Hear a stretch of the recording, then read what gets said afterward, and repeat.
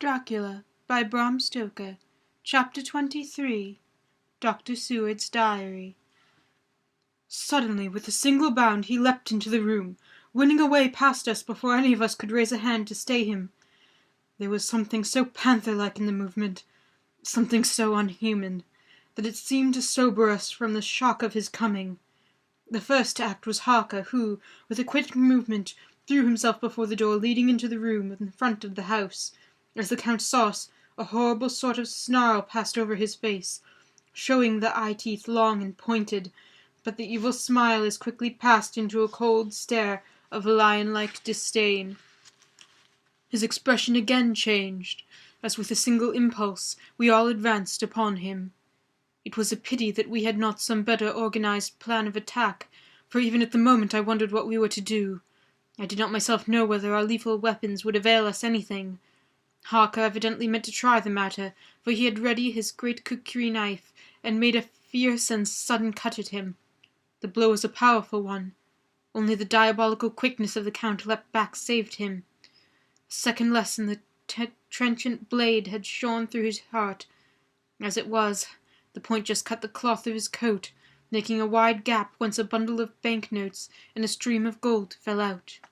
The expression of the Count's face was so hellish that for a moment I feared for Harker, though I saw him throw the terrible knife aloft again for another stroke. Instinctively, I moved forward with a protective impulse, holding the crucifix and wafer in my hand. I felt a mighty power flying along my arm, and it was without surprise that I saw the monster cower back before a similar movement made spontaneously by each one of us.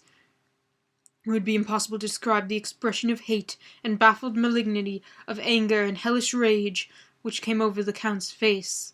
His waxen hue became greenish-yellow by the contrast of his burning eyes, and the red scar on his forehead showed on the pallid skin like a palpitating wound.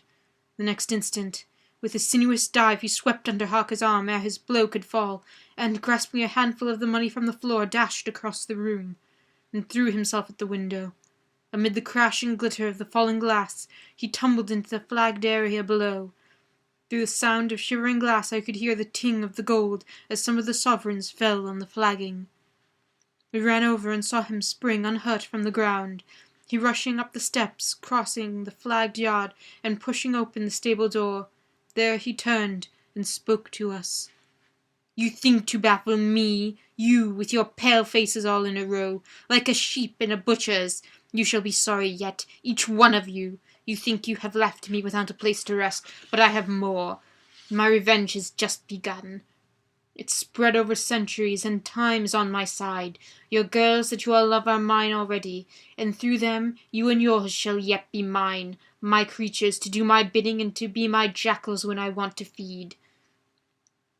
With a contemptuous sneer, he passed quickly through the door, and we heard the rusty bolt creak as he fastened it behind him. A door beyond opened and shut. The first of us to speak was the Professor, as, realizing the difficulty of following him through the stable, we moved towards the hall. "We have learnt something much. Notwithstanding his brave words, he fears us. He fear time. He fear want. For if not, why he hurry so?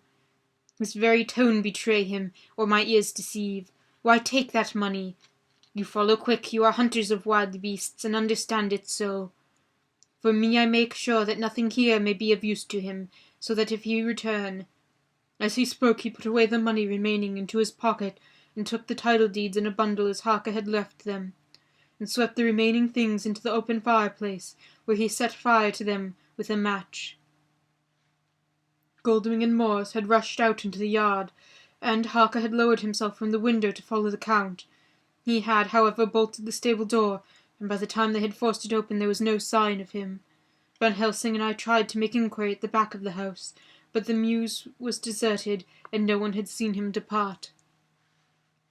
It was now late in the afternoon, and sunset was not far off. We had to recognize that her game was up. With heavy hearts we agreed with the Professor when he said, "Let us go back to Madame Mina. Poor dear Madame Mina. All we can do just now is done, and we can there, at least, protect her. But we need not despair. There is but one more earth box, and we must try to find it. When that is done, all may yet be well." I could see that he spoke as bravely as he could to comfort Harker. The poor fellow was quite broken down. Now and again he gave a low groan, which he could not suppress. He was thinking of his wife. With sad hearts we came back to my house, where we found Mrs. Harker awaiting us, with an appearance of cheerfulness which did honour to her bravery and unselfishness. When she saw our faces, her own became as pale as death. For a second or two her eyes were closed, as if she were in secret prayer, and then she said, cheerfully, "I can never thank you all enough. Oh, my poor darling!" As she spoke, she took her husband's grey head in her hands and kissed it. "Lay your poor head here and rest it. All will yet be well, dear. God will protect us if he so will in his good intent." The poor fellow only groaned. There was no place for words in his sublime misery. We had a sort of perfunctory supper together, and I think it cheered us all up somewhat. It was, perhaps, the mere animal heat of food to hungry people, for none of us had eaten anything since breakfast. Or the sense of companionship may have helped us, but anyhow we were all less miserable, and saw the morrow as not altogether without hope. True to our promise, we told Mrs. Harker everything which had passed, and although she grew snowy white, at times when danger had seemed to threaten her husband, and red at others when his devotion to her was manifested, she listened bravely and with calmness. When we came to part where Harker had rushed at the Count so recklessly, she clung to her husband's arm and held it tight, as though her clinging could protect him from any harm that might come. She said nothing, however, till the narration was all done, and matters had been brought right up to the present time. Then, without letting go her husband's hand, she stood up amongst us, and spoke. "Oh, that I could give any idea of the scene of the sweet, good woman in all her radiant beauty of her youth and animation, with the red scar on her forehead of which she was conscious, and which we saw with grinding of our teeth, remembering whence and how it came. Her loving kindness against our grim hate, her tender faith against all our fears and doubting, and we, knowing that, so far as symbols went, she with all her goodness and purity and faith was outcast from God." "Jonathan," she said, and the words sounded like music on her lips. It was so full of love and tenderness. "Jonathan, dear, you all, my true, true friends, I want you to bear something in mind through all this dreadful time. I know that you must fight, that you must destroy even as you destroyed the false Lucy, so that the true Lucy might live thereafter. But it is not a work of hate. That poor soul who was wrought all this misery is the saddest case of all. Just think, what will be his joy when he too is destroyed, and his worst part, that his better part may have spiritual immortality.